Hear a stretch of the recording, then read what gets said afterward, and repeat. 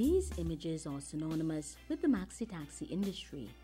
25-seaters with plush interiors, touts and conductors hustling passengers, graphics with creative names on the front windscreen.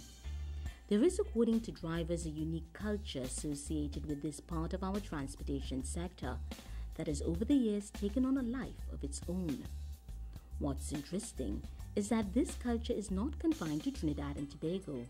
Throughout the Caribbean, there are varying modes of transportation, and each are as diversified as the beautiful islands in this region. From the colorful minibuses in St. Lucia to privately owned minivans in Barbados, the transportation industry is teeming with entrepreneurs who offer an important service that often drives the economies of various countries, especially those regions that rely heavily on tourism. In this country, this opportunity is evolving as the state, the police, and maxi operators work in tandem to improve this vital service offered to commuters. Driver and Secretary of the Route 2 Maxi Taxi Association, Albert Leong, gives a bit of history about this industry and its associated culture. Around the mid-80s to 90s, the government introduced the 25-seater maxi taxis, right? And the introduction of the 25-seater maxi taxis brought a new dimension into the industry. It also brought challenges for the operators of the 25-seater maxis. And one of the things that these new operators did was to enhance their vehicles so it could make it more competitive or more attractive to the commuters, because the 12-seater maxis were popular at that time. And these operators, they put their names on the vehicle. They had the air-conditioned vehicle with curtains. Even though the vehicle was new, they went and reupholstered the vehicle, and they had it fully carpeted on the floor, and in the roof they had mirrors, so it was to attract the commuters, right? Because there was a lot of competition. And around the middle 80s to 90s, the names were revolutionized in the sense that along the east-west corridor, I know in particular, there was a young man by the name of Mad Max who was very creative and innovative, that he started to do sign painting and airbrushing in maxi taxis. So these names, rather than just having a basic writing, the names were designed in a particular format to attract customers. The popularity of this sector grew throughout the years, and with it came scores of children and even some adults who often gathered by street corners religiously, waiting for their favorite maxis, which came equipped with the latest rims and loud music referred to as hot pong. The trappings associated with the profession also gave maxi drivers somewhat of a bad image, and law enforcement and the state soon turned their attention to these maxi operators and their extensively decorated and often fully customized vehicles. With respect to maxi taxi, there was a culture in the initial stage, right, of the maxi taxi. The words they used to use is boombox and loud music, and these sort of, how is it, violent sort of music that the drivers used to play, and it actually used to annoy passengers and other users of the road. In 1994, legislation was passed, legal notice number 124, outlawing loud music in maxi taxis. In fact, they wanted to ban it completely because they say it was affecting children, but there was a compromise in the parliament between the opposition and the government that, you know, people may want to hear news and people may want to play the soft music and so on, listen to current affairs. And it was agreed that they would allow music in maxi taxis, you know, within a specific limit. And for a small maxi taxi, what people call small maxi taxi, but the legislation do not define small maxi taxi. But, you know, in the industry, people use names. A maxi taxi that carrying seating capacity between 9 and 13 were allowed to carry 2 speakers in their vehicle and a radio. Right? The speaker, what do you call it, the RMS power of the speaker installed was not to be more than 6 watts. And for the bigger Maxi that carry between 13 and 25, they carry 4 speakers, and the watches were the same thing. So that was the compromise, and that has, this piece of legislation has considerably, reduced that sort of culture in Maxi taxi. You still have 1 or 2 persons, that, but it is in the minority. So this piece of legislation has have curbed that, with enforcement, of course, have curbed that that culture. Blaring music was not only banned in Maxis, the restrictions applied to other modes of transportation as well. Road safety experts believe loud music distracts the driver and also hinders motorists from hearing what is taking place outside of the vehicle. A recent study coming out of Canada substantiates this theory. Researchers found people took up to 20% longer to perform tasks while loud music was played. No motor vehicle period should be playing loud music while in motion. Right? So people have to admit that is a private vehicle or a conventional taxi, they can play music, loud music. So the law actually prohibits loud music, noise on a whole. Right? They said no noisy music or instrument shall be played in a motor vehicle while in motion. So that is an offense. Rigorous enforcement has caused many drivers to adhere to this legislation. It also, according to some Maxi drivers, took the strain of having to consistently compete to have the loudest music on the Maxi stand. We had days when guys used to put like 415-inch speakers in a big Maxi. You have tweeters and you have 2-3 amp. And I think when they came and they banned the loud music and thing in Maxi, the drivers, the owners, I think it was a sort of relief on them because it was a sort of pressure to him, because it used to take a lot of money from him to keep up. Right? You have to have the latest CD, your music had to be sounding good. If it break down, you can't work, you have to go and get it fixed, and it used to take a lot of money to fix music. Men used to have all kind of $8,000, $9,000, $10,000 in music. And on top of that, now it's encouraging the fellas and them, the bandits now, to break open your Maxi, because it have thing in it to thief. Not really, a man really want to break open a Maxi because all it have with it is a radio. Maxi operators say existing laws and new legislation helps to shape their industry.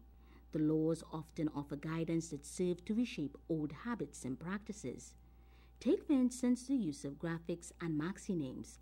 While drivers still engage in using graphic art on their Maxis, legislation often hinders unsafe practices. There is a rule in the Motor Vehicle and Traffic Act, Regulation 38, rule, I think it's rule number 2, where it says, and I will read it for the benefit of the public, right? Every driver, in fact, the general rule says every driver of a motor vehicle shall comply with the following rules. And rule number 2 is that he shall not, when on motor vehicles, be in such a position that he cannot have full control over same, or that he cannot obtain a full view of the road and traffic ahead of motor vehicles. So what that is basically saying is that when the driver is in the vehicle, he must have a clear view ahead of him.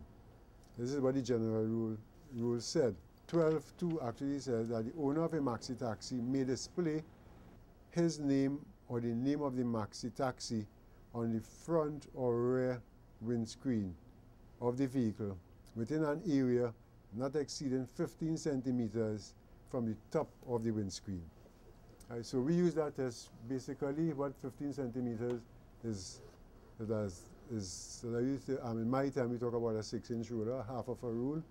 So this is basically the length from the top of the windscreen we actually use. The legislation has not stopped Maxi operators from using graphics. In fact, according to the Route 2 Maxi Association, most drivers on the various routes have extensive graphics on their vehicles. In the past, airbrushing a name onto a Maxi helped passengers identify their favorite driver. Now this artwork is often just an avenue for Maxi operators to express themselves. The graphics, according to these drivers, is merely a reflection of their personalities. I was brought into the Maxi taxi business by an old Maxi partner of mine, Jeffrey Walker, who had encouraged me to come and invest into the Maxi taxi business with him.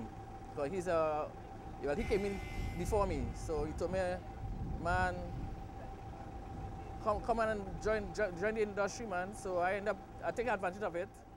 So I started off I had a big one before this, and then I sold, after about 8-9 years, I sold that, and I ended up buying 2 small ones after that. And this is the final one I end up with right now. I had a couple names that I had in mind to put on the bus, but I find this name was special. As a matter of fact, I ended up dreaming about the name Graduate, so that I ended up putting the name on the bus. I'm in the business about 17 years now. This Maxi is an upgrade from what he had with the name that carried Rambo. The original Maxi that had the name Rambo, that got its name from the movie when Rambo was released in Trinidad, and they showed that movie. They had Rambo 1, and then they had Rambo 2 in the movies, and then they had Rocky. So we have Maxis took those names as identification name, that you name your vehicle a name. So that come like an identification mark, that a passenger seeing the name of the vehicle, they would know who is the driver. So I inherited this name by purchasing the Maxi with the name. And I maintain it because it was a north-south trend that everybody know the north-south Maxi carry Rambo and they carry Rocky. I just see the name forward ever. By the time I get in that business, I find I was going forward. You know, so this is why I choose the name forward ever, backward never. And I happen to lose my name because people call me forward ever. Most people, when they asking for me now, they say, "Is he forward ever?" I had different vehicles before with different names on it. The last one I have here right now is Stay Focused. And the reason why it is marked Stay Focused is because right now I am a Christian and I have to stay focused on the Lord. You know, because everybody put different names because there are different meanings for different names. In the early years when I now come out, my first bus was Sexy Eyes. And well, those days was a ranking thing, you know, when you're running the route, you're running it wet, you're overloading, you have big music, you have everything, so you're looking for name to suit the ranks. But after a while, you know, things has changed. You have to take it down and start to do something different. My name was TJ, and a lot of people used to ask me how I come about my name TJ. And I had some challenges as to find an appropriate name for my Maxi taxi, because these Maxis have some famous names. And one day I decided, well, look, I will put my name, but then I changed and I said, well, look, better I go with my children's name. And I took the initials from my daughter and my son, and you know, that's how I came about with my name. That even up to today, people when they see me, they call me TJ. For some drivers, the name of their vehicles has a deeper sentimental meaning. It often represents things and people that they hold near and dear. It symbolizes hope, prosperity, and their love for the Creator. One driver whose story has touched those who travel with him recently decided to rename his Maxi after his niece, who died of a major illness. He wants to hold her memory as close to him as possible and made an oath to have her image in his sight at all times. The reason I put the Maxi in this name now is because that's my brother's daughter, is my niece. She died of brain tumor last year, and I mean, she always said she liked the Maxi, and you know, so I did that in she honor, Nirvana. But the original name was Naughty by Nature, but in her honor now, I put it Nirvana. He says when he looks up at her inside the Maxi, it's as though she's looking down on him from heaven. The Maxi operator says Nirvana was a wonderful, bubbly child. Very, very loving, very obedient, very intelligent. The graphics on these maxi taxis are as diverse as the drivers, and most of the artwork on these vehicles now come in the form of stickers, which can be easily printed and placed on the vehicle. Well, everything computerized now. Before they used to paint on the name, like they use tape and either you draft it out or you paint it on. But now everything is computerized now. The time it used to take long ago to do it, you're doing it in minutes now with the computer system. So you go and you tell the guy what name you want, and then 2 tools, it's on the bus. So, I mean, it's saving a lot of time, like putting it on in the past to now. So it's more convenient now this way, the computerized way. It is also done at a fraction of the cost in the quickest time possible. Owner of a graphic arts company, Rishi Kanik, explains. Prices vary. It depends on the amount of time and material that goes into the job. A standard vehicle, a sedan car, graphic may cost about $75 or $100 to print and install. If you go more complex in terms of the artwork, you want it a little more sophisticated, usually it costs more. Graphic artist Jeremy Ramsarup shows us how the names we see on maxis are created. He says it takes all of 5 minutes to produce a print. This is how we go and do our graphics for a maxi. The name we want on your maxi is Love Child. First you type in the name Love Child. Make it a little bigger so you can see what you're doing.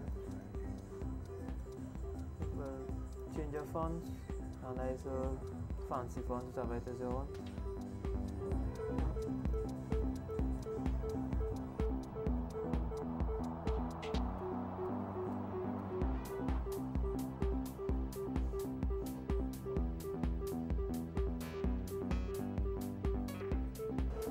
The machine is recognizing the width of the material here we're doing.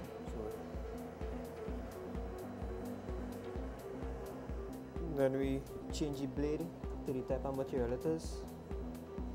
It's a reflective, so you have to put in a little more sharper blade than usual. These are the blades we use. This is for a normal regular vinyl, and this is the sharper one we use for the reflective vinyls. The ink does be a little hard from in the back of the machine, so it is heat up the ink, get back in a hot form to bake onto the material. For the first print, it will take like a 10 minutes to heat up. But as it was printed already from this morning, just a few seconds it will take to heat up. And then in terms of how long it takes to print, it all depends on the size of the printing it is. Like this 2 logos will be about 5 minutes, 5-6 minutes, and the print cut and ready to install. This talented graphic artist, like many other young men in this country, capitalized on the educational opportunities provided by the state. He became interested in this field, tapped into readily available courses at state and privately owned institutions, then launched into this career path. Well, when I was young, right, from over study days, I used to come and work with them here. And the previous graphic designer, I used to sit down and watch him do his work, make him explain to him how to do it, how I could get better at it and thing. And just basically sitting down watching him made me realize I really into this thing. I could do this all of them. And that's why I went and look into it. I went and do some courses, top the class, got my certificates, and here I am. The signage company where he uses his trade is engaged in a host of other activities where he gets to show off his skills and impart knowledge to others. The owner of the company where Jeremy works is adamant that the state's commitment to the printing and packaging sectors will one day reap big rewards for other aspiring entrepreneurs hoping to enter the industry. Mr. Kanik says government's thrust towards diversification and its support for innovation within sectors will help to encourage even greater business development in this country. Like I said before, it's a very, very competitive business. But now I see new government policy is the development of the printing industry. So they are encouraging and they are supporting the printing industry through various mechanisms within the system, financing through BDC, development via the Trade and Industry Ministry. A lot of different avenues people can look into for the development of this business and taking it not only just from a local perspective, but an international, for international recognition. Know that our country, just as we set a world record in sales, we can also do top quality work to capture foreign markets. He says the decision to go into business helped to take his family out of some hard financial times, and now he's able to make a valuable contribution to this society. We started a tin shop back up Chaguanas where we live, and we created a shop concept where we can just put up a sign and hopefully somebody can come in and you get a job done, a tin job. And I learned my trade while attending John Donaldson Technical Institute, pursuing telecommunication engineering. However, the economic situation wasn't so all of that in terms of our family, so I had to work as well, and I picked up the trade of tinting. And we traveled. I personally saw the world in a different light, where it's not just you work today, you work tomorrow, and then you're off. I saw production. I saw people productive, and taking the idea of tint into a new realm, where tint started to be part of a graphic, in decorative designs, in color designs, in frost designs, and it also had an additional spin-off with doing graphics on vehicles. His successes led him from one arena to the next. Mr. Kanik, along with his graphic artist, showed us some of the other work that they engage in at their little office. The technology in this business is constantly changing. You have upgrades in software, in machinery, in ink, in performance, a lot of different things. So one of the things that as a company we need to do is constantly be changing our technology, constantly be updating our staff by training, by doing research to see what is also available in the market, so that we can have competitive advantage over our competitors. One of the things that we also have that we're very proud of is that we were able to do the creation of the new police logo, the electronic creation of the new Trinidad and Tobago Police Service logo, which we're very proud of. And we have a working relationship with the Trinidad and Tobago Police Service for the installation of their police logo onto their fleet vehicles. Technological advancements have improved the quality of graphic art created in this country. For Maxi operators, this hassle-free method of installing graphics on their vehicles has become quite popular. However, there are some Maxi operators that simply refuse to place a name on their vehicles, and others had negative experiences that caused them to have the names on their vehicles removed. Everything have positive and negative, right? Because one of the positive in the name on the buses were easily identified. Right? Even sometimes when things happen on Maxi, some people might not remember the number, but they remember the name. The police and all this identify Maxis by the name. And the same way they use it for a positive, people are going to use it for a negative. Maybe they'll look to prey on somebody, they know the name of the bus. And they look to prey on somebody because anytime they see the bus coming and they see the name, they know who it is. There is more to this Maxi culture than vehicle customization. Many drivers try their best to familiarize themselves with their passengers. For them, it's more than a business.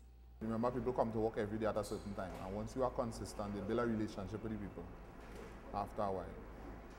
Rain, sun, shine, I out 1 hour. I leave 1 hour. So after a while, what happens is people come and they wait for you because they know it could be thunder and lightning, you're coming out to pick them up. So you build that sort of relationship. A day they might come and they might not have money, you still carry them down. They get paid, they pay you.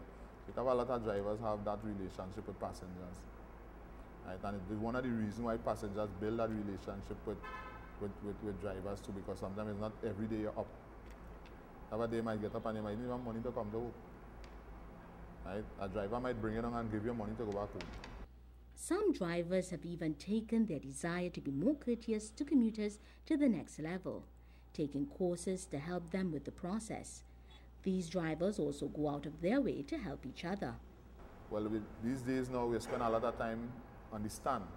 Because sometimes you spend up to 2.5 hours, 3 hours waiting for a trip. For instance, at City Gate here, the drivers, they sit down, they play draft, some of them play cards, some of them play dominoes, you know. It's just a matter of passing the time. And with maxi taxi drivers, they tend, most of them, to look out for one another.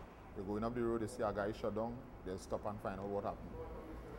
Right? So, you know, if you need something, I need a wheel spanner, sometimes you shut down, even though you're spare flat. The camaraderie is evident. However, there are some passengers who would like to see improvements to this part of the transportation sector. Sometimes I think they need to take into consideration that when they are driving, they have people's lives in their hands, so they could be more careful. I don't think you could get them to improve some of them their attitude or whatever. Because some of them is their maxi, so they mean they'll just do what they want. Most of the maxi taxi drivers are not owners. So the maxi taxi driver has to make a quota for the owner and then make something for himself at the end of the day. So you find that because of this, he tends to, what you call it, hustle. So he drives indiscriminately, right? In fact, they overtake and just cut back in, they stop on the roadway itself, right? And it is an offense actually to stop blocking the free passageway of traffic. So actually committing an offense, trying, as they say, sometimes to make a hustle or to make a living, right? But I think the passengers have a role to play because it's their life is involved. If a driver drive recklessly, overtake at intersection, and so on, cutting in and cutting out. The fraternity is aware of its shortfalls and has begun to encourage its members to be more proactive, pushing for drivers to practice greater road safety measures. These negative comments have not daunted maxi operators. Instead, it has inspired them to prove to members of the public that they are an invaluable asset to this ever-growing economy. As more and more maxi operators join the various routes, associations have been working to ensure that drivers take more pride in their job. First thing you're supposed to ask yourself, are you going to, if it's a big maxi hub, are you going to embarrass yourself or embarrass 24 passengers or 23 passengers to cost up one person? Is it making sense? Don't make no sense. So what we try to tell them, think before you act. Right? Sometimes you might be in the right, but still sometimes you have to give up that right for the sake of the other passengers. We just try to tell the members, look, we need to step up the game at the maxi business. We need to have it. We find some of the drivers have this not like a business, but like a hustle.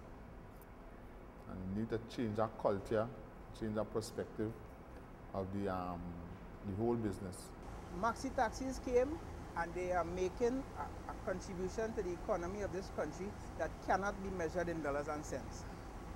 Yet, we are chastised for the slightest wrongdoing of any of our members. Nobody is trying to deal with the wrongdoers. You chastise everybody. The maxi taxi culture unites, empowers, and is fraught with negativity. Whatever its shortfalls, it continues to evolve as maxi operators work closely with each other, the state, and the police to observe the laws. The very nature of the industry is changing. Drivers are striving to meet the needs of commuters while ensuring they are safely taken to their destinations.